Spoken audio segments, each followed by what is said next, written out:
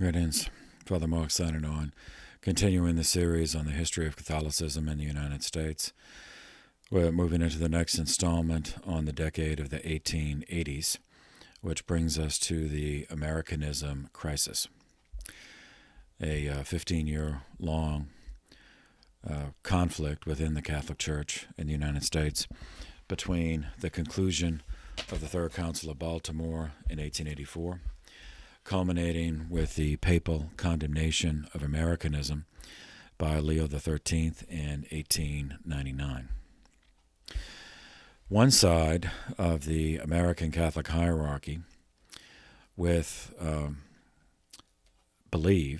that the United States, with its separation of church and state, as well as its separation from the encumbrances of the past European history, with all of those conflicts, offered a priceless opportunity to develop the Catholic Church, as well as offered a priceless opportunity to all those who came here, a fresh start. The other side feared the de jure, the legal secularism in the country, because at least in the 19th century, they regarded it as subordinated to a de facto Protestant ascendancy, meaning anti-Catholic ascendancy. So regarded the retaining cultural bonds of their ethnic heritage as Catholic immigrants was the only way to remain safe and to remain Catholic in this new secular but de facto Protestant country. The Americanism crisis was so complex that to divide its participant into two opposing camps is, maybe oversimplified. Nevertheless, for the sake of having some frame of reference, it is useful to see the conflict as taking place between two views or two philosophies regarding the connection or lack of connection or somehow tension, interplay between the culture of the United States and Catholicism, and to observe how those ideas were interpreted and applied when reinterpreted in a European milieu, which is what brought it to the attention of the Holy See in such a way that it was condemned. So there were those on one side who saw in the United States a model of what was possible when church and state were separate, when the church was totally and exclusively dependent on the free will offering and voluntary work of its members, and when the circumstances of life necessitated that the population in such a church, in order to endure, must be creative, dynamic, problem-solving, and cooperative in overcoming challenges and therefore strengthening and expanding the church. In a sense, this attitude was a natural development of the scientific progress of the 19th century and the optimism that fostered, joined with the pre-existing manifest destiny mentality of the expanding United States. Together, those factors synthesized to foster an optimistic worldview, an optimistic attitude that interpreted as an opportunity the separation and liberation from the cultural and historical encumbrances of the past of the countries from which the immigrants came. In theological terms, those animated by this vision were ecumenical, collegial, and pastoral promoters of social justice, or social gospel, as they would have said then. Applying this reasoning to the astonishing influx of immigrants into the 19th century United States,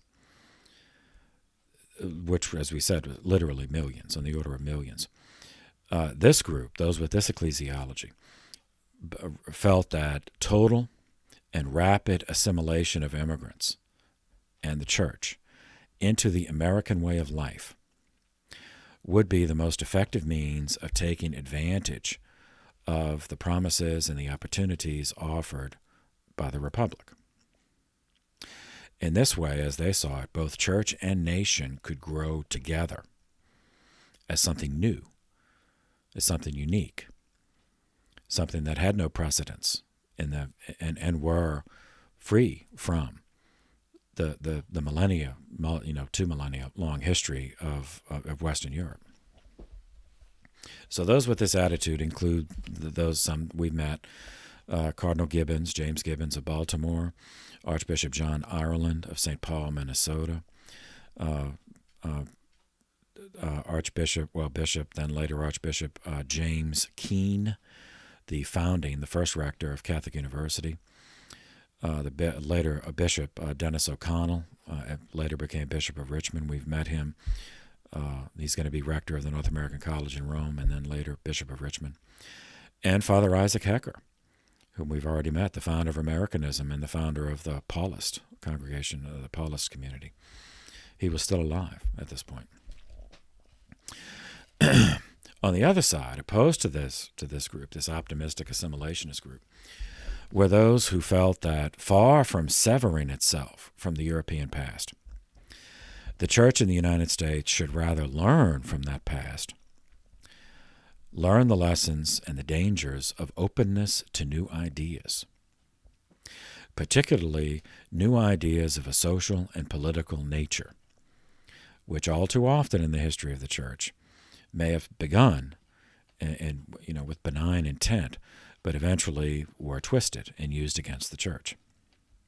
Those with this attitude believe that the security of the faithful, the spiritual security of the faithful, was best assured by an ultramontane ecclesiology, pro-papal, Romanist ecclesiology, in which the Pope remained the center and the source of authority, teaching, and governance in a complex and hostile world.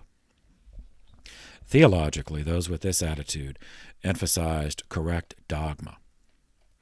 In coping with the pastoral challenge of immigration, they were quite prepared to leave behind the autocracy of their European homelands, but wished that each ethnic group would retain its cultural heritage, including their language, while living and working in the United States. So these included some who were native English speakers, such as Archbishop Michael Corrigan of New York, whom we've already met, and Bishop Bernard McQuaid of Rochester, whom we've already met, but also included those who were ethnic Germans, such as Archbishop Frederick Katzer of Milwaukee and Monsignor Joseph Schrader on the faculty of Catholic University. The inability or unwillingness of these two groups to achieve a harmonious understanding and working relationship poisoned the environment of the late 19th century Catholic Church in the United States into the 20th century, and was very much alive before, during, and after Vatican II, and is still with us today. All right. March 3rd, 1885. The American Telephone and Telegraph Company, AT&T, was incorporated in New York City as a subsidiary of the American Bell Telephone Company. President 22, Grover Cleveland. 1884 was an election year. He was elected and then sworn in, as they were doing it then, on March 4th of the next year, 1885, as the 22nd president. Stephen Grover Cleveland was born in Caldwell, New Jersey in 1837. Never finished college, but was admitted to the bar and practiced law in Buffalo, New York, something that was then possible, now would not be possible. He entered Democrat politics as a member of the Democratic Party. He won election as mayor of Buffalo, then governor of New York State, then ran against James Blaine in the 1884 presidential election and won. He lost his re-election bid to Benjamin Harrison in 1888, but returned to defeat him in 1892, making Grover Cleveland the only person so far to serve 2 non-consecutive terms as President of the United States. On June 17, 1885, the Statue of Liberty arrived in New York Harbor. It was crafted in the studio of Friedrich August Bartholdi, Bartholdi, in Paris. It was a project that occupied 21 years in total, although the actual work was in installments. It had made the rounds, or a piece of it had made the rounds during construction prior. But in the summer of 1885, it was transported to its destination, Bedloe Island in New York Harbor, aboard the steamer Isère. So the background of this. Edouard René de la Boulaye was a staunch supporter of the Union during the Civil War and an abolitionist, anti-slavery. After the war, he thought that a large statue gifted from the French people that would honor freedom and independence would be the best way to enshrine for posterity the significance of the victory of the Union and the abolition of slavery that it included. So de la Boulaye discussed his project with Friedrich August Bartholdi, a noted sculptor. But events in France, including the Franco-Prussian War, which we cover in a separate playlist, the Modern History playlist, caused the delay, 1870 and 71. In June of 1871, Bartholdi came to the United States and approached wealthy Americans, obtained a meeting with President Grant, Ulysses Grant, about the project. He wanted to place the statue on Bedloe Island in the harbor of New York.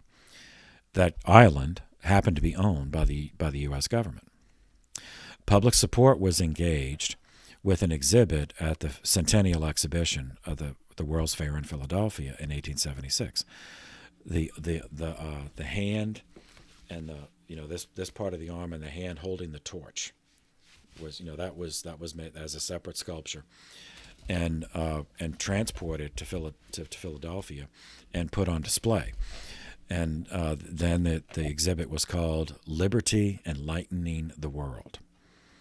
It was reported in the newspapers to get people interested in completing the project, making it a full statue. 2 years later, the hand and the torch was displayed again at the Paris World Fair, 1878. A private group of enthusiasts, the Franco-American Union, took up the cause. A member of that Franco-American Union was a 19-year-old Theodore Roosevelt, future president. 250,000 francs were fundraised by 1879.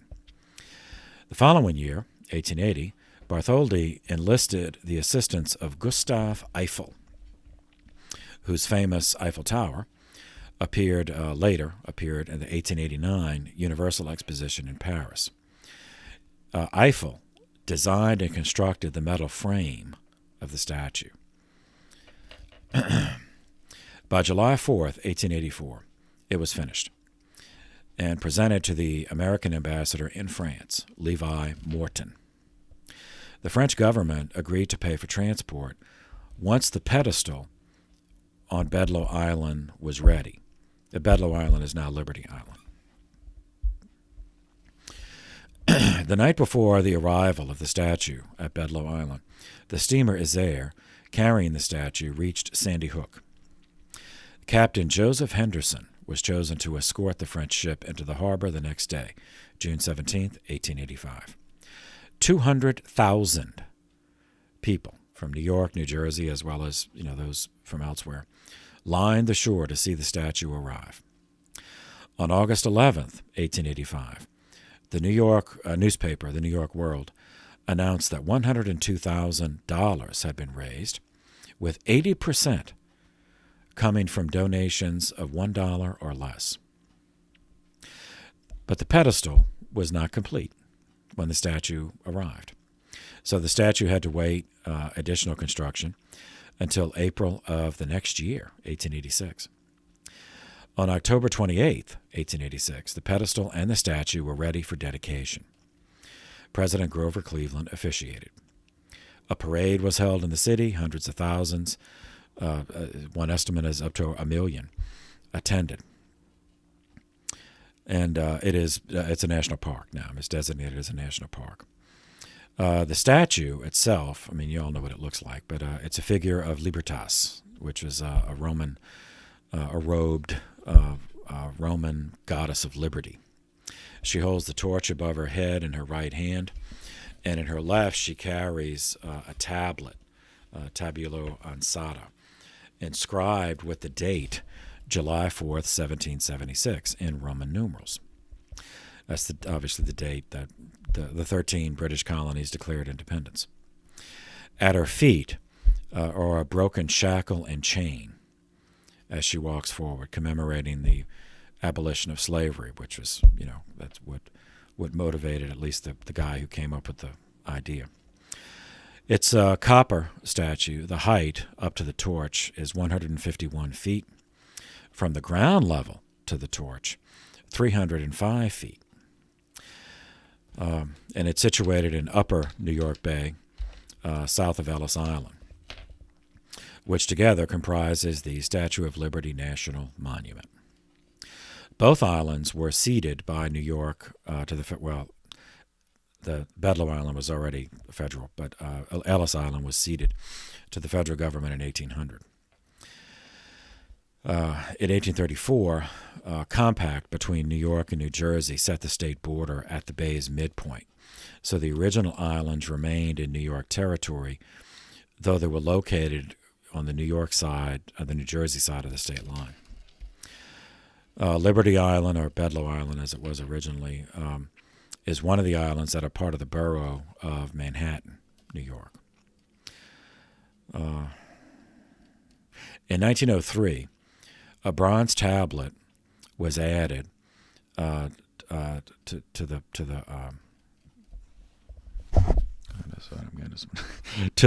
base, to the foundation, that bears the text of a famous poem by Emma Lazarus titled "The New Colossus." But that wasn't there written. Her poem was written in 1883, but it wasn't installed there until 1903.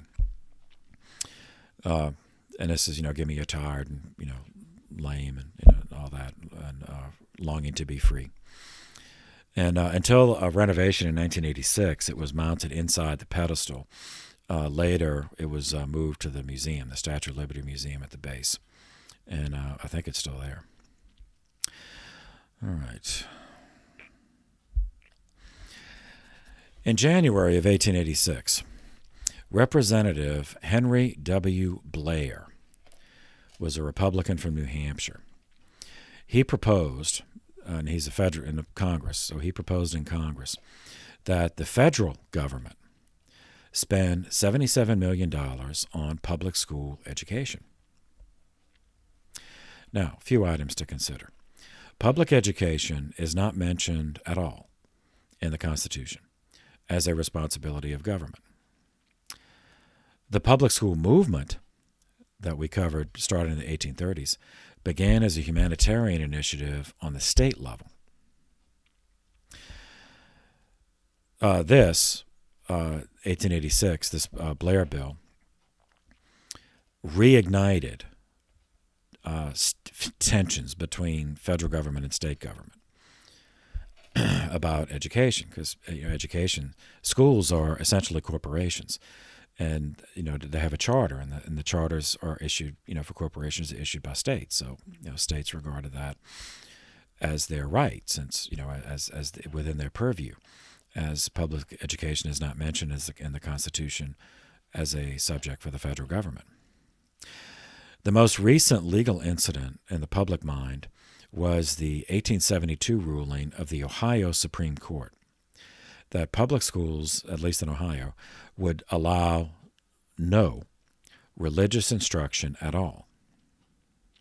So Blair was proposing that the federal government use federal tax money to promote secular-only education. So this reignited the whole school movement the whole school controversy. Now, we take, federal involvement in basically everything. We take it for granted. But the it was originally the Bureau of Education, was created in 1939. It did not become a cabinet-level post until 1953, when the Department of Health, Education, and Welfare was created. In 1979, that was divided into two cabinet posts, one of which was the Department of Education, the other the Department of Health and Human Services. Same year, 5 months later, May 4th, 1886, Chicago, Illinois. The Haymarket Riot and bombings occurred. 3 days after the start of a general strike in the United States, swept the whole country, multiple states, pushing for an 8-hour workday to be legislated. This act, the strike, the national strike, and the Haymarket Riot were followed by additional labor battles that some became extremely violent for workers' rights, favored by unions. Members of the Knights of Labor were accused of involvement in the Haymarket Riot. This led to a rift within the Knights of Labor, which, as we covered in a previous video, was a predominantly Catholic labor union. On December 8th of the same year, those who left the Knights of Labor over this issue formed a separate union called the American Federation of Labor, the AFL, initially comprised of 25 craft unions. Okay, so to understand what happened at Haymarket, it's necessary to recall that the Knights of Labor's program, specifically the element demanding an 8-hour workday, had been something attached to this majority Catholic labor union since earlier in since the 1870s. The organized labor movement in Chicago and throughout the state of Illinois sent out questionnaires to employers to see how they felt about shorter hours as well as other issues, including child labor. Songs were written in support of this, part of the publicity campaign. One was actually just titled The 8-Hour Day. And there were slogans, that appeared in pamphlets and newspapers and on placards and signs. 8 hours for work, 8 hours for rest, 8 hours for whatever we will. Two of the organizers in the Chicago part of this national strike were Lucy and Albert Parsons. Lucy had been born a slave in Texas around 1853. She was never sure of her exact date of birth. Her heritage was mixed, African American, Native American, and Mexican, but she had been enslaved. She worked, after the Civil War, she worked for the Freedmen's Bureau. And then after the war, she met and married Albert Parsons. Together, they moved to Chicago, where she turned her attention to writing and organizing, initially women's garment workers, those like sew, those who would sew. Albert, by profession, was a printer, and he was a member of the Knights of Labor, and he was editor of a labor newspaper called The Alarm, and he was one of the founders of the Chicago Trades and Labor Assembly. On May 1st, 1886, 80,000 marched for this cause, the 8-hour workday primarily, in Chicago. On May 1st, there was no violence. On Sunday, May 2nd, Albert left Chicago and went to Ohio to organize rallies there, while Lucy and others staged another march, which was to take place the next day, which was Monday, May 3rd. Initially, 35,000 workers gathered, and initially it was peaceful. However, it turned violent when the Chicago police attacked and killed picketing workers in a separate strike. So initially this was not part of Lucy's march, but there was already, as part of the national strike, there were already workers picketing the McCormick plant in Chicago. So when the march reached that, now those picketers, were already, getting, because McCormick was employing strikebreakers, so there was already pushing and shoving and screaming. And then, Lucy, the 35,000 in Lucy's, the Chicago Trades and Labor March, were not aware of that. They just, they turned the corner, at the corner of Western and Blue Island Avenues, and there was already, so the police were there at the McCormick plant, and the police see 35,000 marching, so they assumed that these marchers were there to overpower the strikebreakers, or maybe to break in and vandalize or burn down the McCormick plant. So the police, then kind of panicked, and so everybody, it was just one of those things. It combusted. It combusted. It became, a social explosion.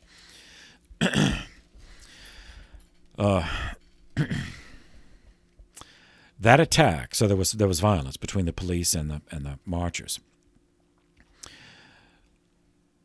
An entirely, initially unplanned, but a response, an initial response to the police attacking the strikers at the McCormick plant was spontaneously planned for the next day, Tuesday, May 4th. And it was announced, the word went out, everybody meet at Haymarket Square. The mayor of Chicago was actually, pro-labor. His name was Carter Harrison, and he issued a permit, for this gathering at Haymarket Square. Now, there were speakers invited, but as it happened, by the next day, people started getting, because, all right, there were fights with the police, and, so some got hesitant, and some of the speakers didn't show up. Instead, starting around 7:30, the meeting was delayed for an hour. Instead of the expected 20,000 people for this protest, only about 2,500 showed up. 2 substitute speakers were found at the last minute. I mean, really last minute. So they literally ran down the streets to get to Haymarket Square. Those 2 had been attending a meeting of sewing workers organized by Lucy Parsons. So these last-minute speakers included her husband, Albert Parsons, who had just returned from Ohio, as well as Samuel Fielden, who was actually a Methodist minister involved in the labor movement. So the Haymarket meeting, this spontaneous protest against the police attacking strikers, was almost over, and only about 200 people remained when something happened. 176 policemen appeared, many of them armed with rifles. And Fielden was speaking at this point. And by this point, even Lucy and Albert had already left because, they figured, okay, it's done. We did our part, and we're going to go home. Then someone unknown to this day, although both sides, have their theories, but, the actual identity is unknown. Someone threw a stick of dynamite, lit, and it exploded. So a dynamite bomb, for the first time, was used in the peacetime history of the United States in the context of this labor protest. So with an explosion, now remember, many of the police, or everybody, many had never even heard an explosion like that before. So panic ensued. And, the sun was going down, and in the darkness, gunfire started, both sides just shooting randomly. Eventually, 7 police officers died, and 4 of the workers died. The next day, martial law was declared, not just in Chicago, but throughout the nation. Now, technically, martial law is illegal, but, that's... Anti-labor governments in cities and, throughout the country used the Haymarket incident as an excuse to crush local union movements. In Chicago, labor leaders were rounded up, houses were searched, entered and searched without warrants, union newspapers were closed down, without due process. Eventually, 8 men, representing a cross-section of the labor movement, were just selected and put on trial. Among them were Fielding and Parsons, and a young carpenter named Louis Ling, L-I-N-G-G. And Ling was the one accused of throwing the bomb. But Ling had witnesses to prove that he was over a mile away at the time. The trial lasted for 2 months, and it ranked as probably the most notorious trial up to that point in American history. The Chicago Tribune even offered to pay money if the jury found the 8 men guilty. On August 20th, 1886, the jury returned its verdict of guilty with the death penalty by hanging for 7 of the Haymarket 8, as they were called. One of them, his name was Neby, he was sentenced to 15 years of hard labor instead of death. The following month, on November 10th, no, 2 months later, November 10th, the day before the execution was to take place, Samuel Gompers, who was a labor leader, came from Washington to Illinois to appeal to the governor, Oglesby, for a last-minute, something, either a stay of execution or a commutation of sentence or something. National and worldwide pressure did weigh on Governor Oglesby. So he commuted the sentences of Fielden and Michael Schwab. He commuted it from death to life imprisonment. Though 5 of the 8 were still to be hanged the next day, on the morning of November 10th. Louis Ling was found in his cell. Half of his head was blown away by dynamite, a stick of dynamite. So Adolf Fischer, George Engel, Albert Parsons, Lucy's husband, and August Spiess were executed by hanging on November 11th, 1887.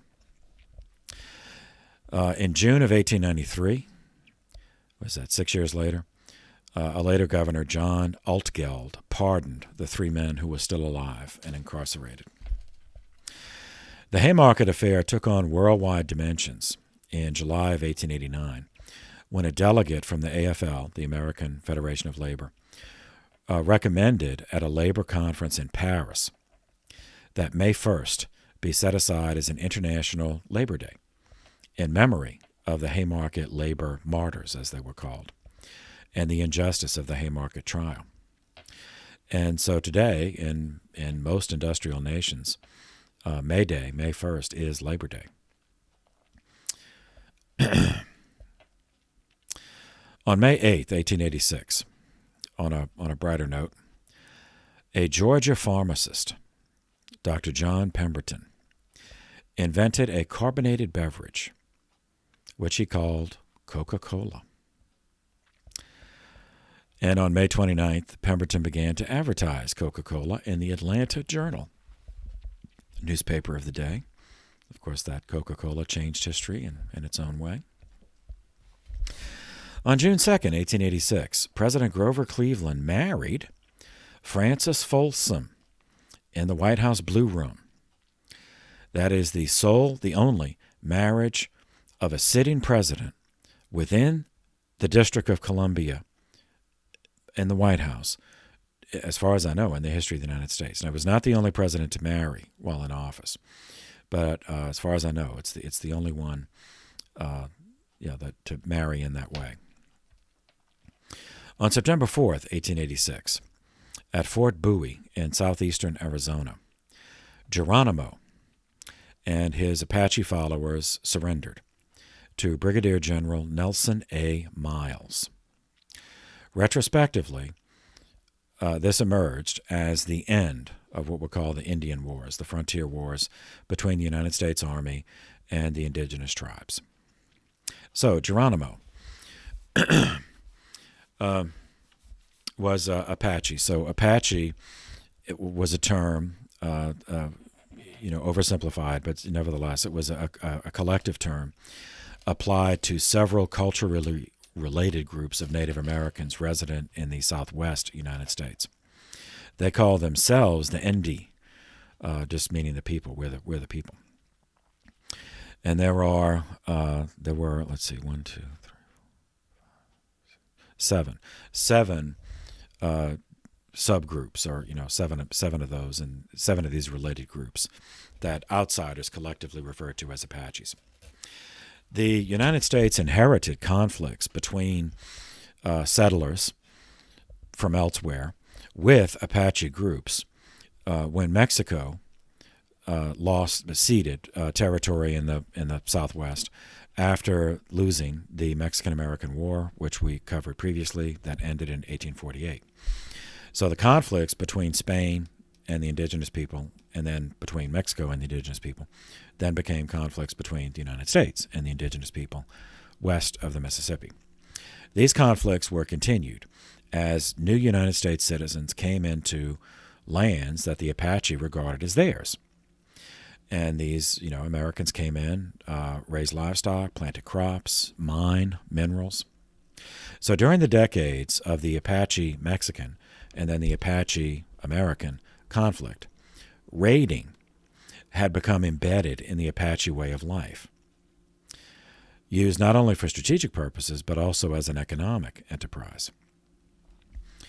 From their way of thinking, all this land, we used to hunt there, and now we can't hunt there because you've turned it into these big farms. So, you took our way to eat, so now we're going to take from you to eat. So, So it's in this context that Geronimo was born. He was born into the Binaco band of the Apache near Turkey Creek, which is a tributary of the Gila River within the present borders of the state of New Mexico. But at the time of his birth, it was part of Mexico. His grandfather, Geronimo's grandfather, had been chief of that sept of the Apaches. And Geronimo had 3 brothers and 4 sisters. After the death of his father, Geronimo's mother took him and the younger kids, to live with another group of Apache, the Chihindi Apache, and he grew up with them. Geronimo married, the course of normal, growing from a child into a young man. He married a woman named Alope. She was from the Chiricahua band of the Apaches. Married when he was 17, which, again, was not unusual for his context. They had 3 children. On March 5th, 1858, his life changed. A company of 400 soldiers of the Mexican Army, based in Sonora, led by Colonel Jose Carrasco, attacked Geronimo's camp. I mean, not because he, at this point they weren't looking for him, but just the camp where he was living. They, at a time when the men, Geronimo and most of the men, were in a local town trading. So the raid were killed Geronimo's wife, his children, and his mother happened to be there, along with many of the other guys lost their wives, daughters, sisters, mothers. And this Geronimo was never the same after this. The loss of his family in this way caused Geronimo to hate the world, hate everyone, but specifically have a particular antipathy, a blood hatred for Mexicans for the rest of his life. So he and the other guys who lost their families, they formed a war band, and their purpose in life was just to kill, to avenge what happened. In the course of this, they would frequently attack and kill any groups of Mexicans they encountered. Even if they were civilians and had nothing to do with this. Geronimo's chief, Mungus, Chief Red Sleeves, sent him to Cochise. Cochise's war band for help in achieving revenge against the Mexicans. Cochise was the leader of the Chiricahua Apache, a war band, and who had led an uprising of his own that began in 1861. And there's still a county, I think, in Arizona named for Cochise. Anyway, it was during this incident that the name Geronimo came about. Supposedly it was appeals by soldiers to St. Jerome for help. The Mexican soldiers for help against this group that was not taking prisoners. Geronimo's actual name was Goyale, but we'll continue to call him Geronimo because that's was most often referred to in history. Geronimo then, after some successful raids into Mexican territory, joined with members of 3 other Chiricahua Apache war bands to expand and continue their raids with more people that could hit bigger targets in the northern Mexican states of Chihuahua and Sonora, as well as in the territories claimed by the United States, which, the southwestern territories of New Mexico and Arizona. So time passed in this way. In 1876, the United States government attempted to move the Chiricahua Apache from their traditional home to a reservation, the San Carlos Reservation, which was essentially a wasteland in east central Arizona, at which they would be deprived of tribal rights, and but some agreed. Geronimo did not, but some agreed.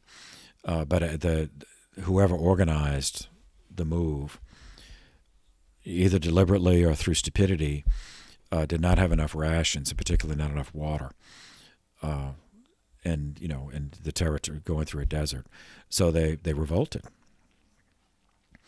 and they were followed by Geronimo's war band, and he may have instigated, or if not, he certainly capitalized on it after.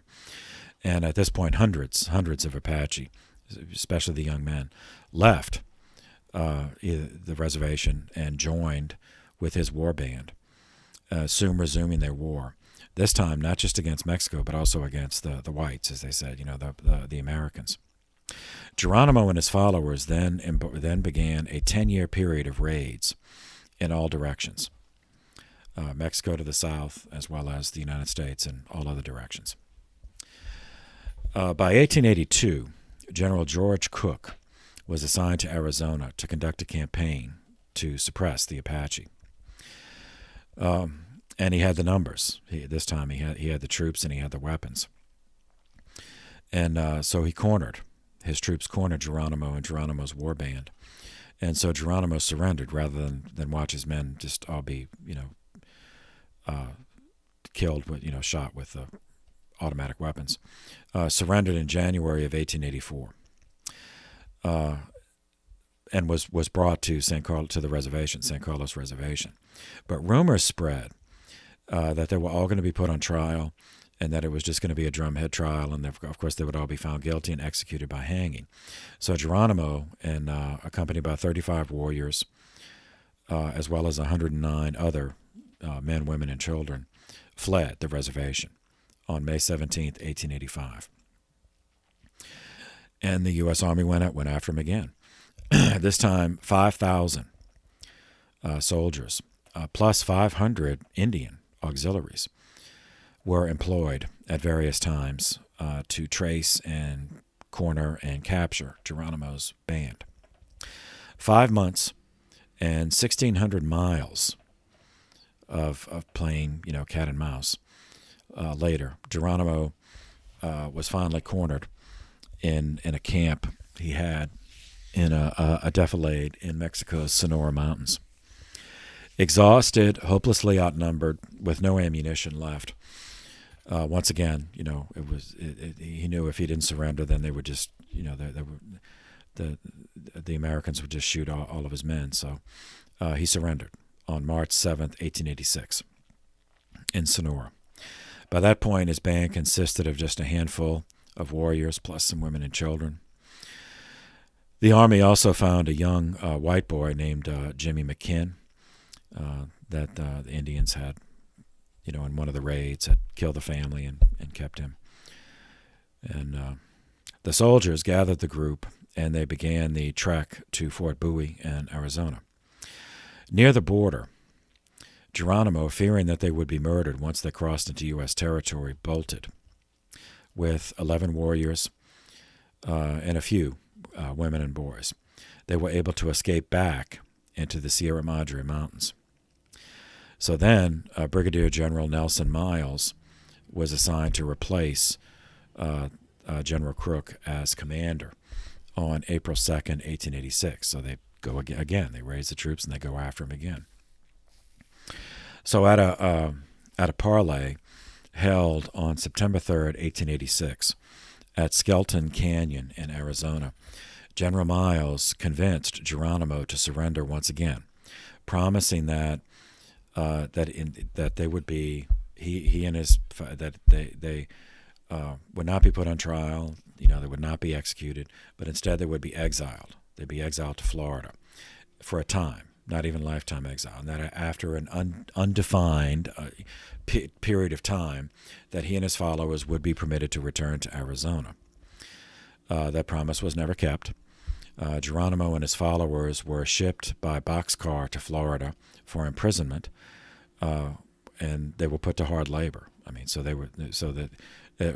Part of it was true. There was no trial, so they were not convicted, and sentenced to life at hard labor. Instead, they just skipped the trial and just, in fact, imprisoned them and put them to hard labor. In 1894, he was relocated to Fort Sill in the Oklahoma Territory. He farmed. He tried to farm. He never really, got interested in it, but he did do some farming.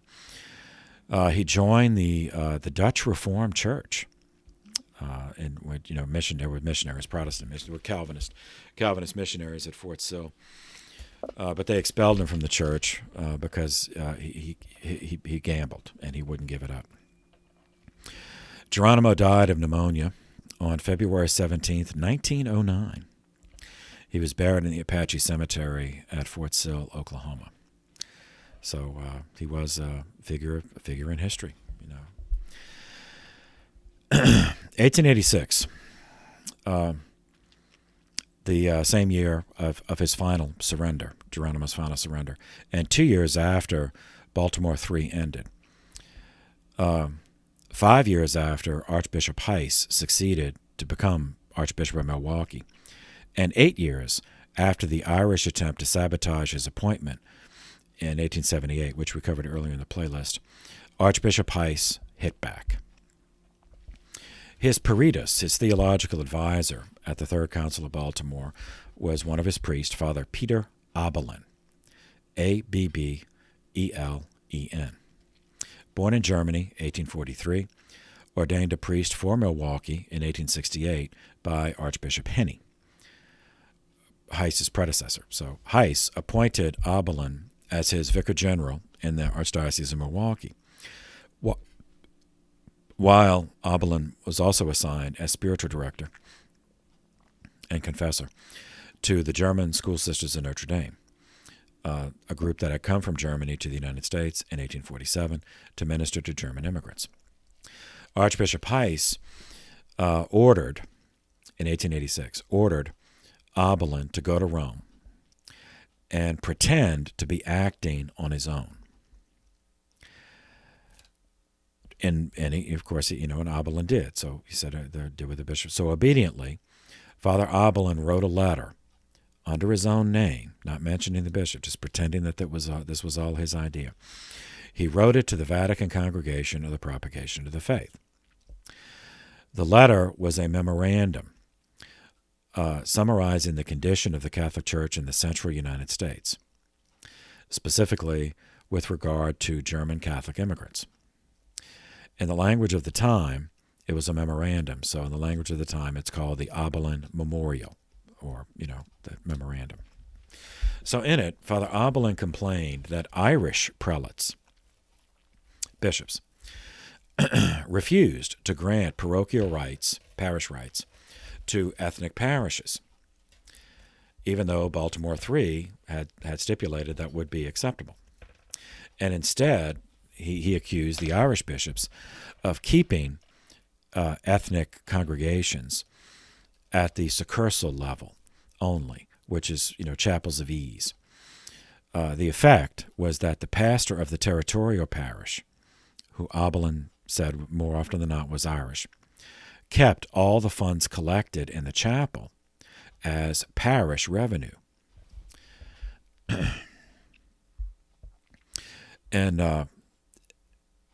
And had approval over all sacraments administered to the chapel, in the chapel, even if that pastor did not speak the language of the people who used the chapel, and sometimes refused to hire or to fund having a priest who did speak their language come in to give them the sacraments in their language.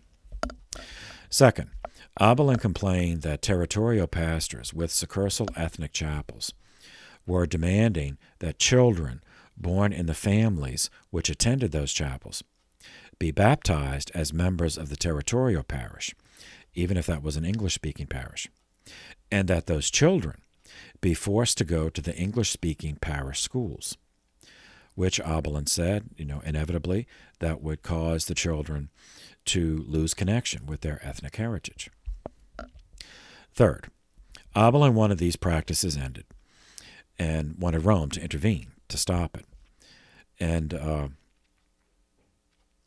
further, he wanted Rome to prevent it in the future by appointing a German as vicar general in all dioceses that had a predominant German population, and that this person be given control over ethnic parishes.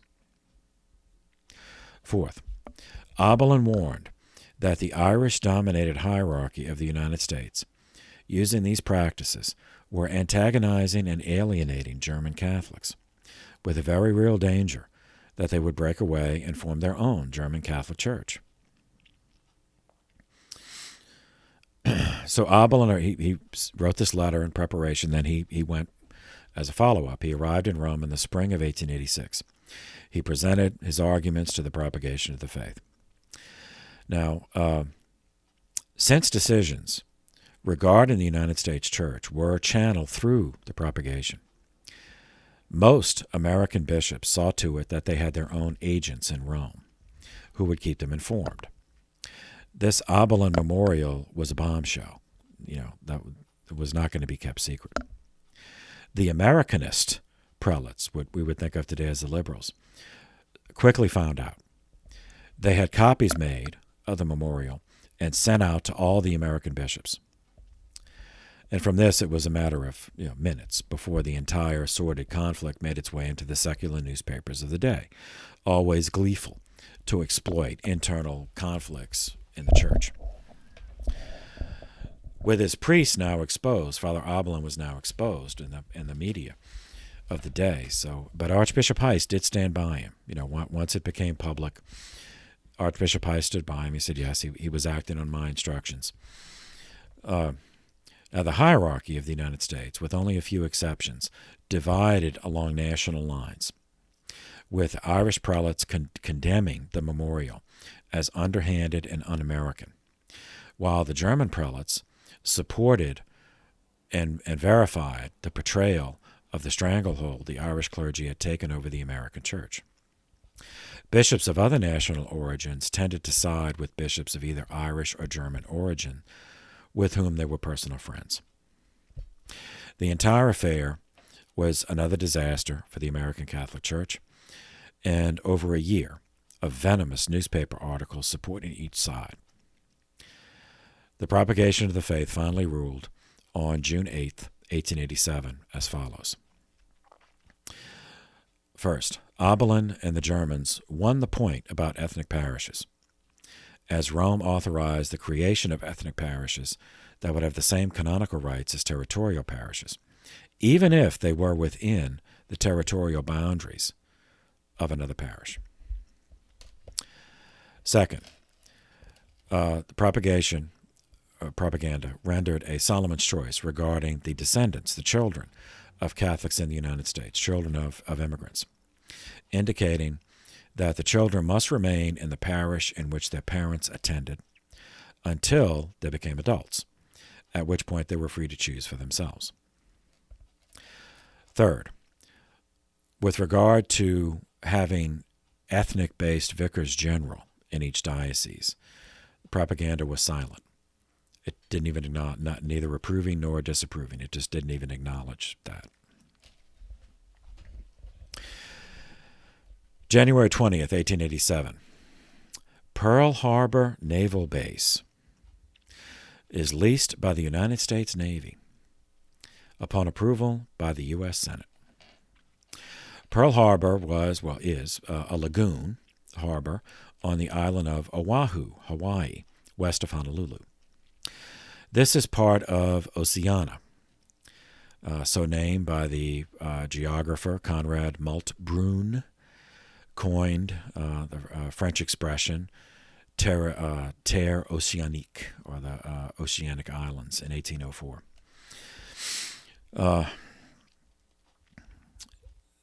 The term Oceania is used because, unlike other continental groups, it is the ocean that links the parts of this region together.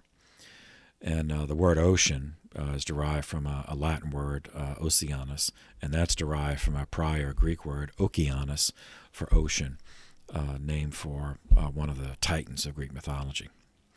Anyway, Oceania is divided.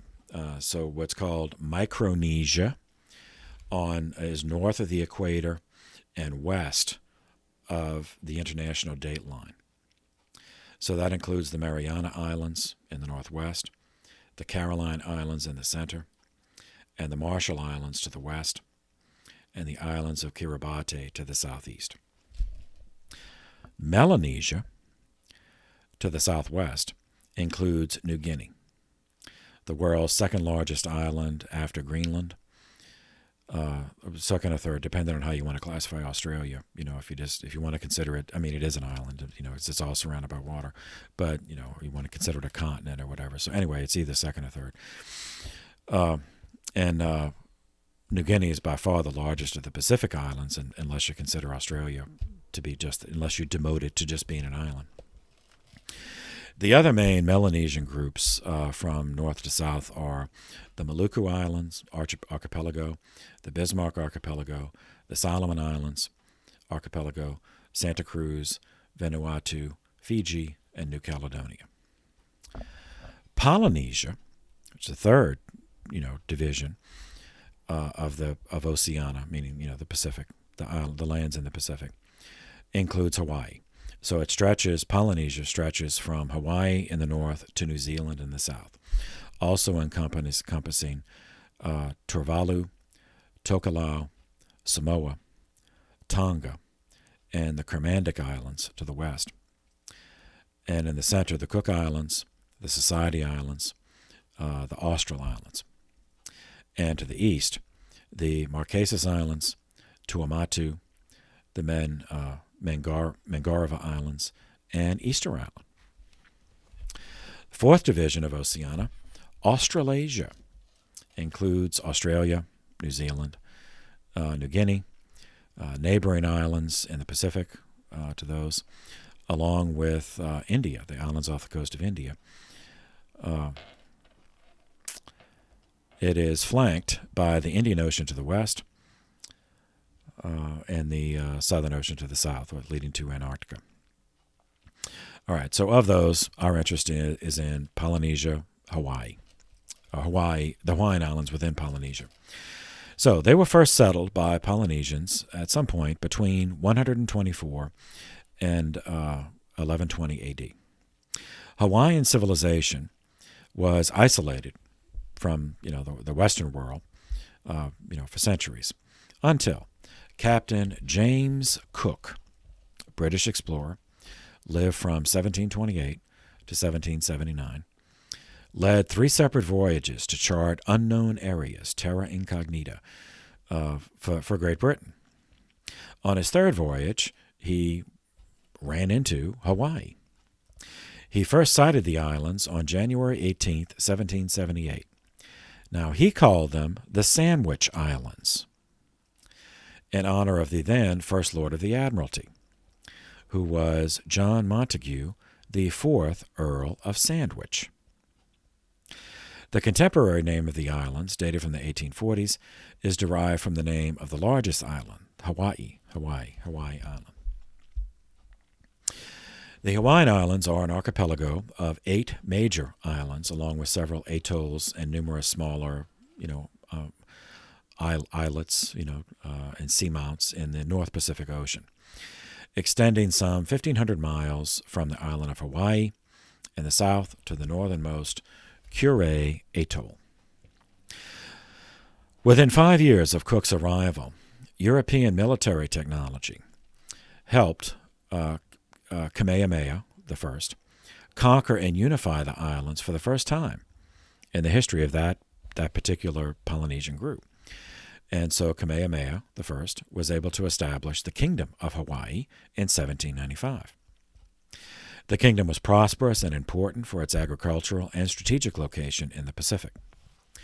The kingdom lasted from 1795 until it was overthrown in 1893 with the fall of the House of Kalakaua and the creation of the Republic of Hawaii. The Republic of Hawaii agreed to join the United States in 1898, not as a state, but as a territory. In 1959, the islands became the state of Hawaii, and, another star on the flag. Anyway, rewinding to Cook, colonization commenced immediately, led by Protestant missionaries, since Great Britain, of course, was a Protestant country. Immigrants set up plantations to grow sugarcane. The first permanent plantation began in Kauai in 1835. William Hopper leased 980 acres from King Kamehameha III and began growing sugarcane. Within 30 years, plantations operated on the 4 main islands. Sugar, well, and should not just sugar, but all that was required to attain sugar in this way through sugarcane completely altered Hawaii's economy. The indigenous population of ethnic Polynesians succumbed to disease brought by Europeans, particularly smallpox. The population of the indigenous people declining from 300,000 in the 1770s to around 60,000 by 1850. The United States' interest in the Hawaiian Islands grew as a result of whaling, shipping, trading activity in the Pacific. As early as 1820, an agent of the United States for commerce and seamen was appointed to look after American businesses, and his base was in the port of Honolulu. These commercial ties to the American continent were accompanied by the work of the American Board of Commissioners for Foreign Missions. American missionaries and their families, Protestant, so the ministers could marry, have their families, moved to the Hawaiian Islands and became an integral part of Hawaiian life, social, economic, political. Throughout the 1820s and 1830s, many American ships, both commercial as well as military, visited Honolulu. In most cases, the commanding officers carried letters from the U.S. government giving advice on governmental affairs and the relations of the island nation with other powers. Which brings us to Catholicism in Hawaii. The Apostolic Prefecture of the Sandwich Islands was created by Rome on October 24, 1825. The first Catholic priest arrived in Honolulu 2 years later, on July 9, 1827. They were Father Alexis Bachelot, who was appointed apostolic prefect, and Father Abraham Armand, and Father Patrick Short. The first 2 were natives of France. The third was a native of Ireland. All 3, ecclesially, were members of the Congregation of the Sacred Hearts of Jesus and Mary and of the Perpetual Adoration of the Most Holy Sacrament of the Altar, conventionally called the Picpus Fathers, P-I-C-P-U-S, because their first house was on the Rue des Picpus in Paris, France. This congregation was founded by Pierre Coudrin during the French Revolution. Pierre was born in 1768 near Poitiers, France. His parents were farmers. Coudrin had an uncle who was a parish priest in a neighboring village. Pierre spent his vacations with this priest during the years of his primary, what we would think of as elementary school years, and his uncle prepared him for First Communion. Pierre completed his secondary studies, what we would think of as high school, in 1785, and at the age of 17 entered university at Poitiers. Pierre was ordained a transitional deacon at the time the persecution of the church by the French Revolution commenced. and I cover that in great exhaustive detail in the Modern History playlist. The seminary was closed, and the clergy and seminarians were either captured and executed, or went into hiding, or fled the country. Pierre initially went into hiding. Among the clergy in hiding, Pierre accidentally just stumbled upon a bishop who was also in hiding, the Bishop of Clermont, Bishop Francois de Bonal d'Aujac. And he ordained Pierre a priest on the run on March 4th, 1792. Continuing revolutionary persecution by the government of the French Revolution necessitated now Father Coudrin to hide in an attic of a barn at a chateau. During this period in hiding, he received an infused grace in the form of a vision of being surrounded by priests, brothers, and nuns, all wearing white albs. He took the vision to be a divine calling to establish a religious institute that would become the congregation I mentioned, the Congregation of the Sacred Hearts of Jesus and Mary. For the next 2 years, he carried out his priesthood underground, in secret, clandestinely, between Tours and Poitiers, offering the sacraments to faithful Catholics while dodging authorities. In 1794, during his clandestine ministry, he met a lady who's now servant of God, Henriette Aimé, who was born, Henriette, A-Y-M-E-R, Aimé, who was born in the castle of Aimé. She was born to an aristocratic family near Poitiers, France.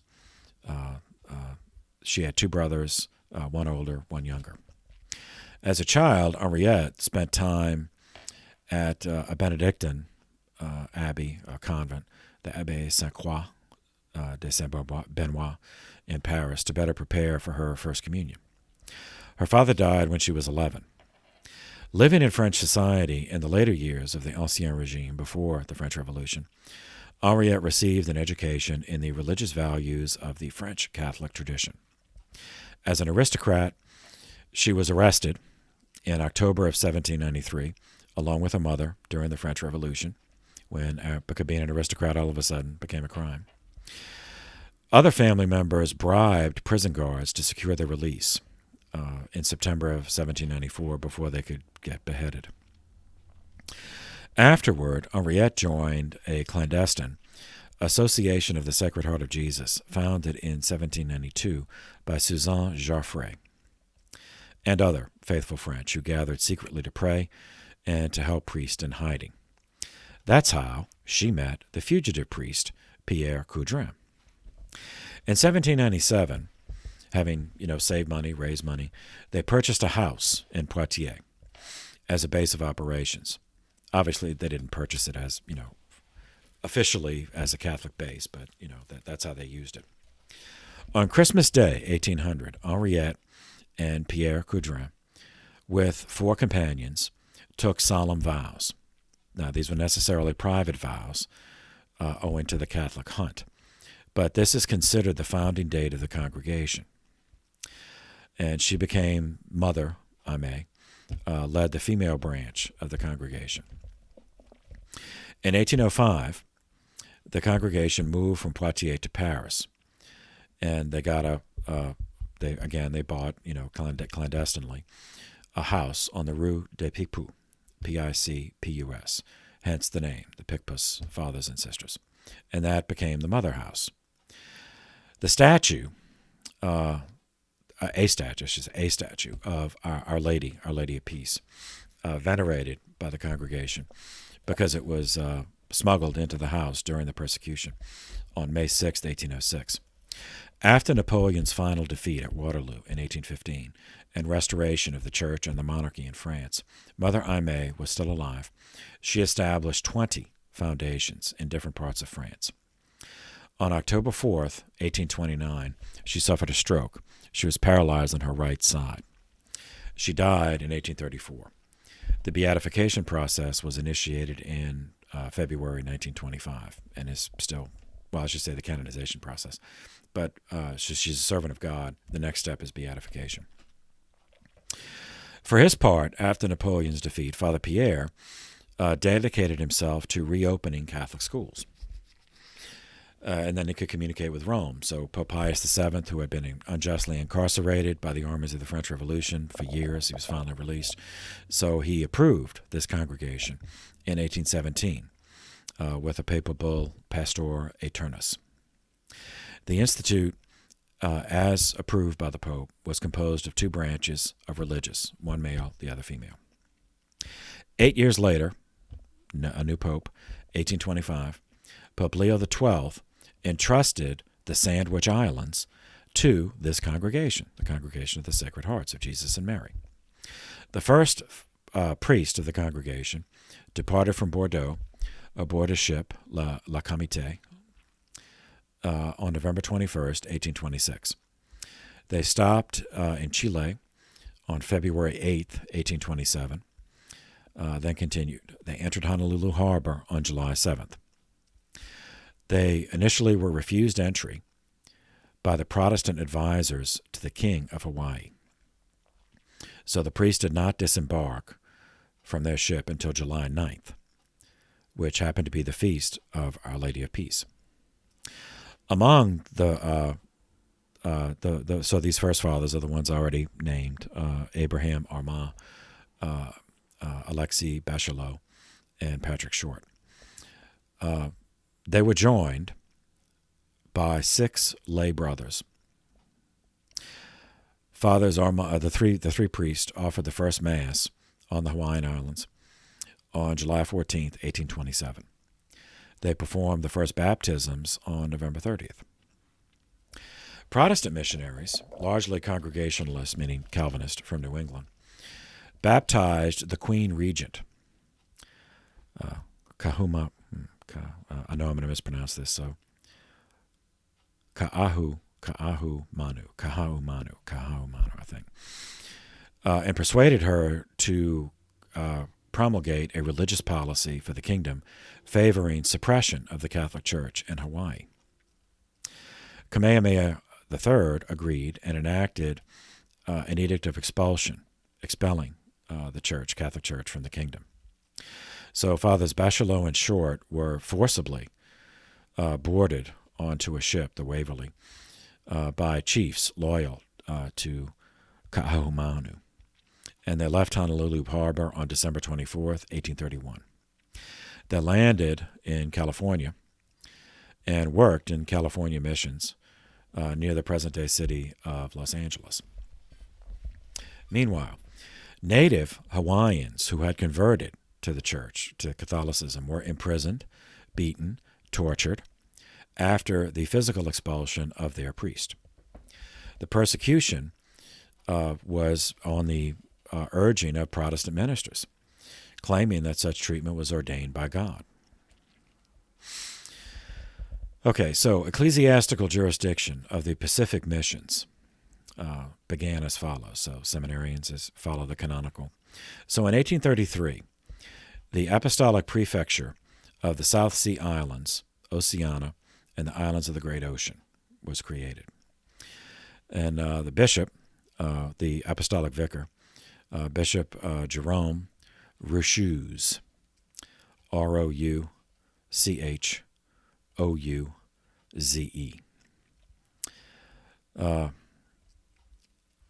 He, in 1835, both he as the apostolic vicar and Father Bachelot as the apostolic prefect, working from Chile, dispatched a religious brother from Ireland named Brother Columba Murphy, to evaluate the situation in the Hawaiian Islands. While other fathers of the congregation were denied entry into the kingdom, the king did permit Murphy to disembark his ship from the ship because he was not a priest, so he could not minister the sacraments. On September 30th, 1836, another priest of the congregation, Arsenius Walsh, arrived in Honolulu to continue Murphy's work. Brother Murphy, Brother Columba, had left earlier to report back to his superiors. The royal government in Hawaii refused entry to Walsh because he was a priest. However, there was a French Navy ship in port, and the captain of that ship persuaded the king to allow Father Walsh to stay. The government, the royal government of the Kingdom of Hawaii, then agreed to permit the fathers of the congregation to work freely in the Hawaiian Islands as long as they attended only to foreign Catholics, foreign-born Catholics. So they had to agree that they were not going to pursue baptizing, converting and baptizing indigenous Hawaiians. And so for a time that was the deal. 1836, the Apostolic Vicariate of Western Oceania was created and entrusted to the Society of Mary, the Marist. The first apostolic vicar there was a Bishop Pompallier. And this Vicariate of Western Oceania has given the church the proto-martyr of Oceania, the first martyr in Oceania, Saint Peter Chanel. Pierre Louis Marie Chanel, Chanel, was born in eastern France, the fifth of 8 children. His father's name was Claude Francois. His mother's name was Marie Anne. Until the age of 12, he worked as a shepherd, until the local parish priest noticed his piety and facilitated his sponsorship to study for priesthood for the Diocese of Belley. While a seminarian in minor seminary at Memieux, then major seminary at Brou, Pierre Chanel encountered accounts of French missionaries to foreign lands, including one of those missionaries we met earlier in the course, Bishop Louis Guillaume de Bourg, who was a bishop right here in New Orleans. Anyway, Pierre, the future St. Peter Chanel, was ordained a priest for the Diocese of Belley, Belley, on July 15, 1827. His first assignment was to a parish, and then another parish. So I mean, that was going to be his life. Until 1831, at the age of 28, Father Pierre received permission from his bishop to join a newly founded religious congregation, the Society of Mary, the Marist, established in 1816 by the Venerable Jean-Claude Colin, Colin, who lived from 1790 to 1875. In 1836, Pope Gregory XVI asked the Marist to send missionaries to the Pacific. Chanel was made superior of a band of seven Marist. They departed from the port of Le Havre in 1836, accompanied by the bishop, the apostolic vicar, Jean-Baptiste Francois Pompallier, who was the apostolic vicar of Western Oceania. So they sailed from France and they rounded the Horn, South America, then come up on the western side, the Pacific side of South America, where they debarked for a time at Valparaiso, Chile, on June 28th. Chanel, the Marist, along with the bishop, come together here. They meet other members the members of the congregation of the Sacred Hearts of Jesus and Mary, the Picpus Fathers, who had care of the Apostolic Vicariate of Eastern Oceania. And they talk shop. Chanel and the Marist then continued their journey. They stopped at the Gambier Islands on September 13th, then Tahiti on September 21st. There, the group transferred to a new ship, the Ratia. In that ship, they set sail on October 23rd. They dropped off 2 missionaries at Wallis Island, and then they were going to make the main seat of the mission on the island of Tonga. The missionaries also visited Vava'u, but were not welcome. So Chanel went to the neighboring island of Futuna, accompanied by a French lay brother, Brother Delorme. They landed on November 8th, 1837, with an English-speaking Protestant layman named Thomas Boag, a resident on the island, who joined them at Tonga, not for religion. He was just seeking passage to return to Futuna. So Chanel ministered in that area among those islands, except for Vava'u, for the next 4 years. At the time of Father Coudrin, the founder's death, Pierre Coudrin's death in 1837, the year that Chanel arrived in the Pacific missions, The Congregation of the Sacred Hearts of Jesus and Mary had 276 priests and brothers, plus 1,125 sisters. On April 17, 1837, two of the original three priests who went to Hawaii, Fathers Bachelot and Short, returned to Honolulu, thinking that the deal made with Father Walsh would also apply to them. On April 30th, they learned otherwise. The royal government of Hawaii forced them back onto ship, and the American and British consuls, Protestant, compelled the king to allow Bachelot and Short to disembark, surprisingly. As a result, the captains of the British Navy and French naval vessels escorted Fathers Bachelot and Short into Honolulu. Father Short would leave the Hawaiian Islands again in October. A French naval vessel, the Artemis, sailed into Honolulu Harbor on July 10, 1839. At this point, the king, Kamehameha III, feared an assault on his kingdom because of the way he was treating Catholics. And he knew, of course, the French was at that time officially a Catholic country. So, to cover himself, King Kamehameha III issued an Edict of Toleration on July 17, 1839. This was a major disappointment for Protestant missionaries, but from that point on, Catholics became free to worship in the Kingdom of Hawaii. As an act of reconciliation for previous abuse, King Kamehameha III donated land to the Catholic Church in Hawaii for the construction of their first permanent church. Shortly after the Edict of Toleration, Bishop Etienne Ruchus, the apostolic vicar for Oceania, moved to Honolulu, relocated from Valparaiso, Chile to Honolulu. The bishop disembarked from his ship at Honolulu in the company of three fathers of the Congregation of the Sacred Hearts of Jesus and Mary.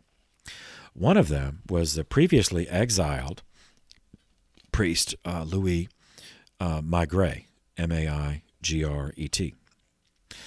Their arrival officially signified the Catholic victory over persecution in the Hawaiian Islands.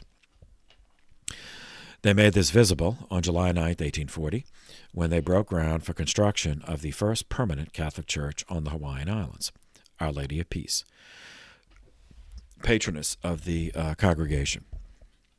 During the groundbreaking Mass, 280 native Hawaiian catechumens received baptism and confirmation. On the various neighbor islands, Bishop Ruchus commissioned the construction of other permanent churches and schools. A printing press was brought into Honolulu for the production of Catholic literature, including missals and hymnals written in the Polynesian, the Hawaiian dialect of the larger Polynesian languages. Meanwhile, the guy who later became Saint Peter Chanel and the Marist were also doing well at Futuna, at the other part of the ocean. Chanel had mastered the language sufficiently to teach and baptize indigenous residents. This caused another king, a local king, Nialuki, to fear that Christianity would undermine his authority, because in their, in that particular area of the Polynesian belief was that the king was also the high priest. When one of his sons, Maitala, sought baptism, the king, Nialuki, then took action. He dispatched his son-in-law, Musu, to resolve the matter. And so combat ensued. It was going to be a public duel. Musu was injured in the combat. And ironically, he went to Peter Chanel seeking medical attention, even though he was fighting, against someone who wanted to become Catholic. So Chanel tended to his injuries until a group, an anti-Catholic group ransacked his house. And in the course of which Musu took an axe and murdered Peter Chanel, a guy whom he had gone to for medical attention and who was actually giving him medical attention, yet he murdered him. So Peter Chanel died in this way, martyred for the faith, on April 28, 1841. He was declared a martyr and beatified in 1889, canonized in 1954, and is recognized as the proto-martyr and patron saint of Oceania. His feast day is April 28th. On May 9th, 1848, the Apostolic Vicariates of the Sandwich Islands,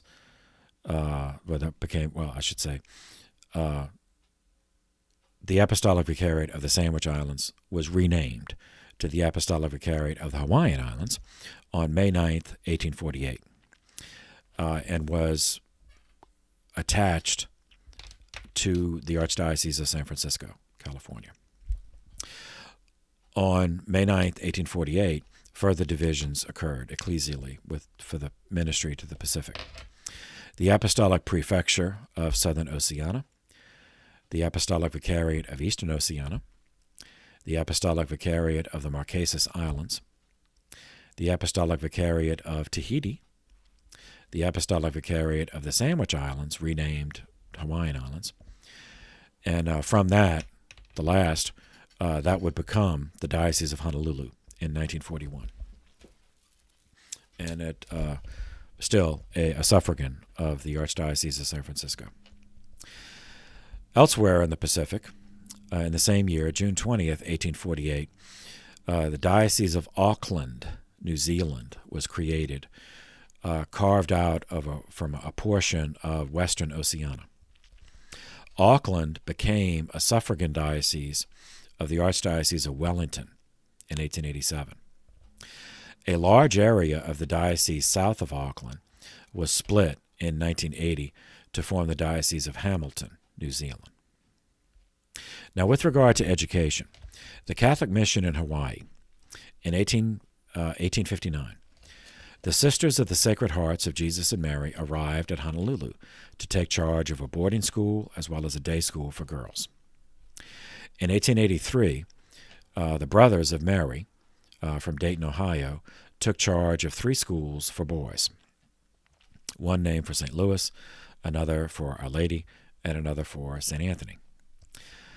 The day school for girls at Wailuku was placed in charge of the Franciscan Sisters from Syracuse, New York. Besides the work of education, the Catholic mission also had a great share in the work for lepers. In order to stop the spread of the disease, the Hawaiian government established a quarantine, a separate settlement for lepers on the island of Molokai. Molokai Island is 38 miles long. It is the 5th largest of the Hawaiian Islands, situated southeast of Oahu, across a 25-mile-wide channel.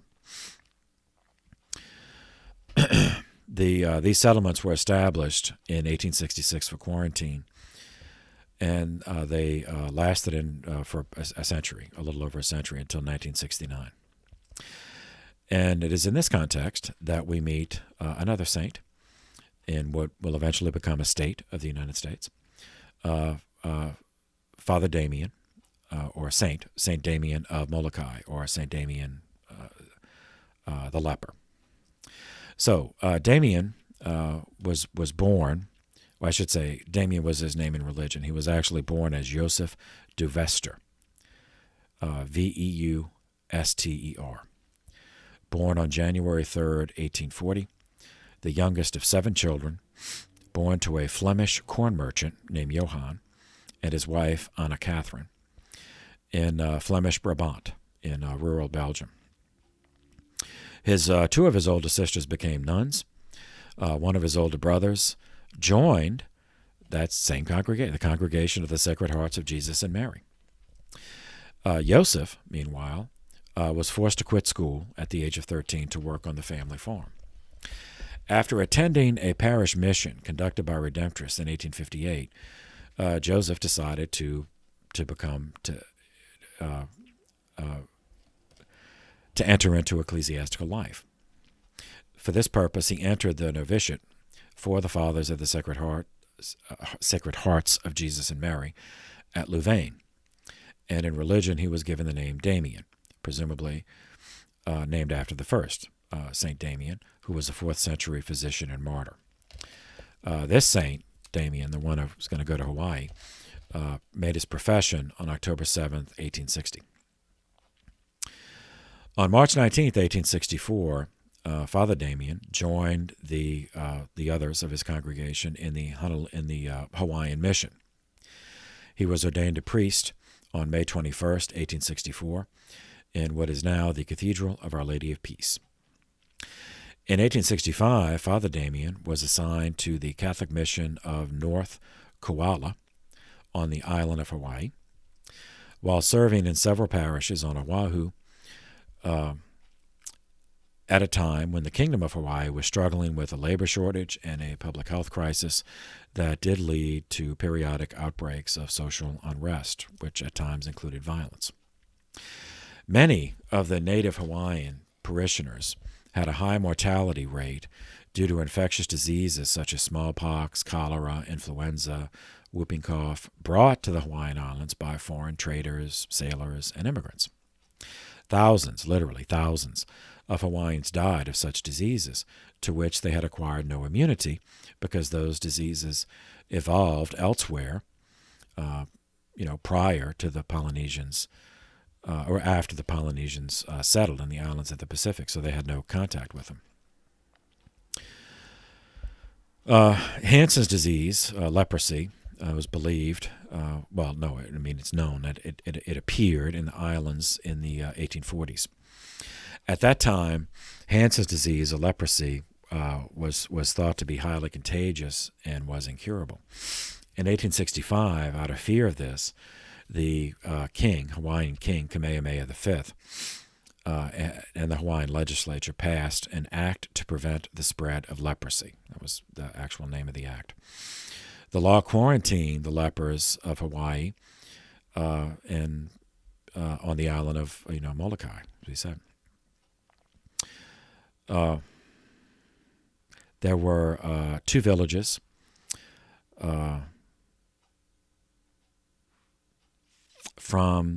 that 103 years, from 1866 to 1969, about 8,000 Hawaiians altogether were sent there for medical quarantine.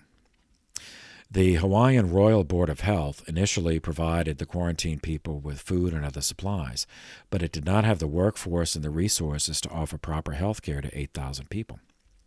According to documents of the time, the Kingdom of Hawaii did not intend for the settlements to be prison colonies, even though the people, if somebody had leprosy and did not want to go, he still had to go. So, but still, the kingdom did not provide enough resources to support him, and they probably didn't have enough but anyway, it was not a priority, I'll put it that way. The kingdom, the idea was that the lepers would be able to care for themselves, grow their own crops, to feed themselves. Still, due to the effects of leprosy, this was impractical because not all of them, could they reach a point where they couldn't work anymore. All right, so this brings us back to the church. One of the apostolic vicars we've met, we met him as a priest and later became a bishop, Bishop Louis Magret. He was one that was exiled previously before the Edict of Toleration. He became apostolic vicar of the Diocese of Honolulu. He believed that lepers needed a Catholic priest to be with them, teach them the faith, and if they convert, give them last rites and give them, burial, sacramental burial. Now, he realized this assignment had a high risk. He did not want to send anyone under holy obedience. He didn't want to order anyone to go against their will. But he told them, he told his priest, and brothers, and that I believe this is necessary, but it's up to you. And after a period of prayer and discernment, 4 priests volunteered to go, and among them was Father Damien. The bishop planned for the volunteers to take turns, rotating among the inhabitants. On May 10th, 1873, Father Damien went as the first volunteer. He arrived at one of the isolated settlements, Kalaupapa, where there were, at the time, 600 lepers. Father Damien worked with them to build a church, and establish a parish that was canonically recognized as a parish by the bishop under the patronage of Saint Philomena. In addition to serving as priest, Father Damien dressed there. I mean, he handled changing bandages and things for those who could not, ulcers, and he also built a reservoir. He helped to build homes, construct furniture, and when necessary, dig graves and make coffins. Father Damien aided the colony in other ways by teaching, painting houses, organizing farms, organizing, laying out roads. But he lived. I mean, he lived with the lepers, as an equal. A king, one of the kings of Hawaii, King David Kalakaua, bestowed on Father Damien, knighted him, and made him a knight commander of the Royal Order of Kalakaua. And over time, Father Damien became internationally known in the United States and Europe. Father Damien worked for 16 years in Hawaii, providing comfort to the lepers. In December of 1884, while he was preparing to bathe, Father Damien inadvertently put his foot into scalding water, causing his skin to blister, but he felt no pain. At that point, he realized that he had contracted leprosy after working at that point for 11 years. And this was a common way for people to discover that they had been infected when they lose sensation in their extremities. And leprosy was a death sentence, at the time. So with his remaining time of life, he tried to advance and complete as many projects as possible. While he was continuing to spread the faith and aid the lepers during their treatment, Damien completed several building projects and improved orphanages. An additional four volunteers arrived at Kalaupapa to help Damien after he got sick. One was a Belgian priest, Louis Lambert Conradi. A second was a soldier, Joseph Duton, a veteran of the American Civil War. Another was a nurse from Chicago, a male nurse named James Sinnett. And another was a nun, mother, now saint, so another saint, Saint Marianne Cope. So this is not Mary Ann. It's the name is one. It's one, Marianne. Marianne is a French, so Marianne, but one word. She had been head of the Franciscan-run St. Joseph Hospital in Syracuse, New York, who volunteered for the mission. Father Conradi took up Father Damien's sacramental duties. Sister Marianne organized a working hospital. Dutton attended to the construction and maintenance of the buildings, and Sinnett nursed Damien and others in their illness. Father Damien lost the ability to walk, became bedridden on March 23rd, 1889. On March 30th, he made a general confession to Father Conradi, and he died. Father Damien died at 8 a.m. on April 15th, 1889, at the age of 49. The next day, after the Mass was said at St. Philomena's, the whole settlement followed the funeral procession to the cemetery. He was laid to rest under the same tree where he first slept on his arrival in Molokai before they had constructed a church. In 1977, Pope Paul VI declared Father Damien to be venerable. In 1995, Pope John Paul II beatified him, and Pope Benedict XVI canonized Father Damien as Saint Damien in 2009. His feast day is May 10th, and in Hawaii, his feast is celebrated on the day of his death, April 15th. Now, in the course of his life, we met Sister, now Saint Marianne of Molokai. So a little more about her. She was a German-born, but came to the United States. So American religious sister, member of the Sisters of St. Francis of Syracuse, New York. And she was a founder of St. Joseph's Hospital in the city, among the first of 50 Catholic general hospitals in the country founded by that order. Known for her energy and zeal in works of charity, in 1883 she relocated with 6 other sisters to the Kingdom of Hawaii to care for persons suffering with leprosy in the leper colonies on Molokai. Direct contact with the patients over many years. Despite that, Sister Marianne did not contract leprosy, as did Father Damien. Sister Marianne was baptized, born and baptized, she's baptized Barbara Koob, Koob. And later, when the family came to the United States, that was anglicized as Coop, Cope. She was born in 1838 in the Grand Duchy of Hesse. Father's name Peter, mother's name Barbara. The following year, her family came to the U.S., settling in Utica, New York. They became members of the parish of St. Joseph, where she attended school. By the time she was in 8th grade, her father had developed a disability. As the oldest child, Barbara, then later Marianne, left school to work in a textile factory to make money to support the family. Her father became naturalized as an American citizen, which at the time meant that the entire family received automatic citizenship status. By the time their father Peter died in 1862 during the Civil War, the younger children in the family were of age to work and support themselves.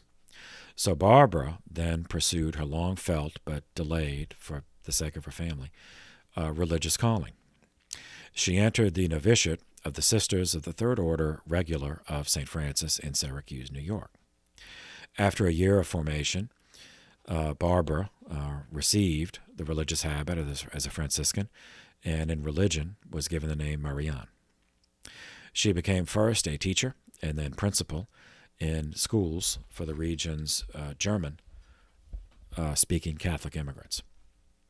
Following the revolutions of 1848, even more German Catholic immigrants entered the United States. By 1870, Sister Marianne had become a member of the governing council of her congregation. She helped found the first of 2 Catholic hospitals in central New York, with charters stipulating that medical care was to be provided to all, regardless of race or creed. She was appointed by the Superior General to govern St. Joseph's Hospital, which, even though it was Catholic, was also the first public hospital, charity hospital, as we'd say today, in Syracuse, New York, a position she held until 1877.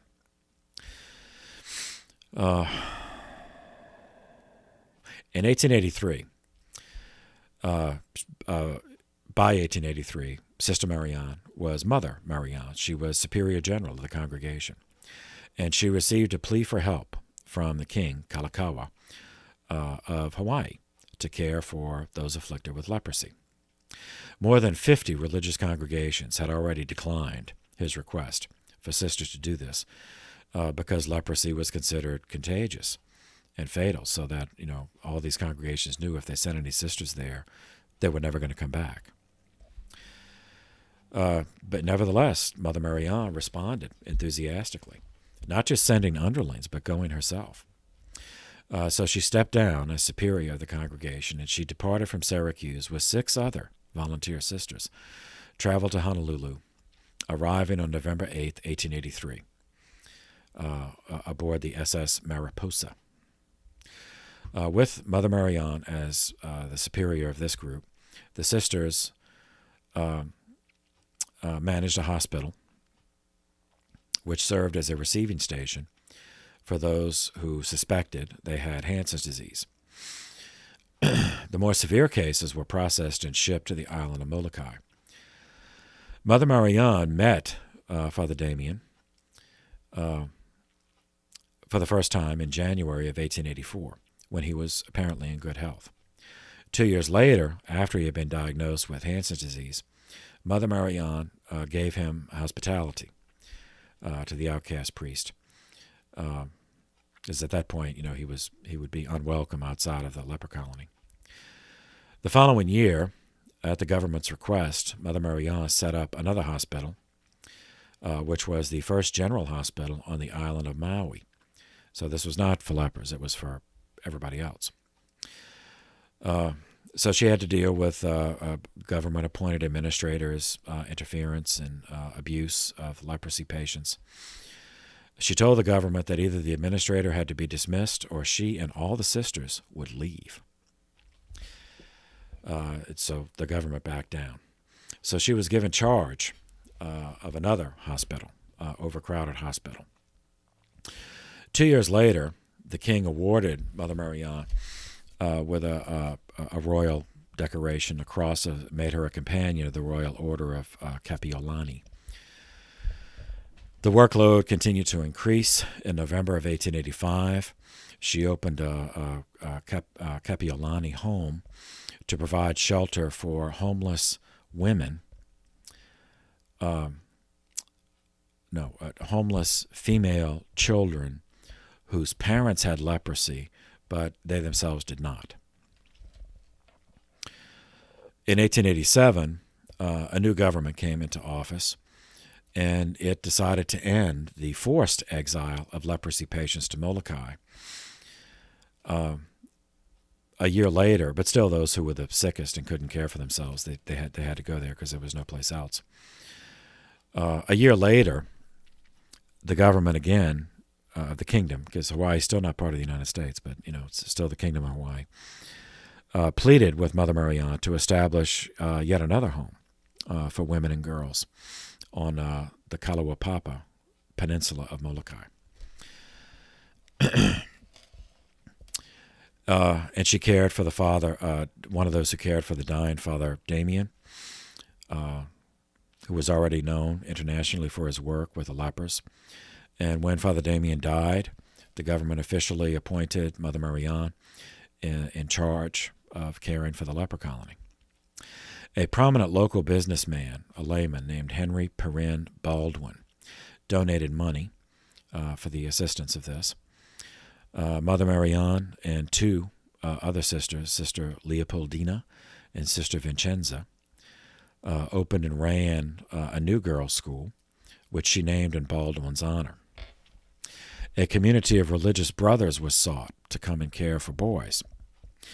And to that end, 4 Brothers of the Sacred Heart arrived in 1895.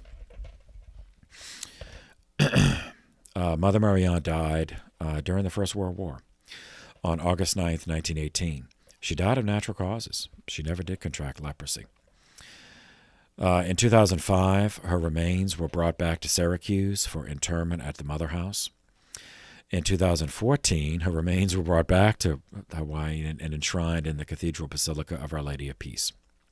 She was beatified in 2005 by Pope Benedict XVI and canonized by the same Pope, along with the Native American saint who we covered earlier in this course, St. Kateri, in 2012. The United States and the Kingdom of Hawaii signed a treaty in 1875 as supplemented by a later convention in 1884. The treaty was ratified by the U.S. Senate in 1887. This allowed the U.S. Navy the exclusive right to maintain a coaling and repair station at Pearl Harbor. And the Navy took possession on November 9th of that year. By this point, Hawaii was a republic. So the Republic of Hawaii agreed to join the United States in 1898, but initially as a territory. And the Diocese of Honolulu was established in 1941 with a seat at the Cathedral of Our Lady of Peace. On August 21st, 1859, Hawaii became the 50th of the United States of America. All right, let's see how long we've been. Okay, I'm going to stop there. I thought I could finish it, but it'd be too... All right, so we'll stop there. It was a lot about the church in that area, but it became part of the United States, so it fits into the course. All right, next we'll cover something with secular history and then go back to religious. In 1887, the Interstate Commerce Act is passed, which would have long-range implications, obviously for economics, but also in the 20th century, it would be used by the federal government to enact and impose certain policies, which we will cover in due course. Anyway, so for now, we'll pause and pick up in 1887 in the next video. So for now, thank you for your attention. This session is adjourned.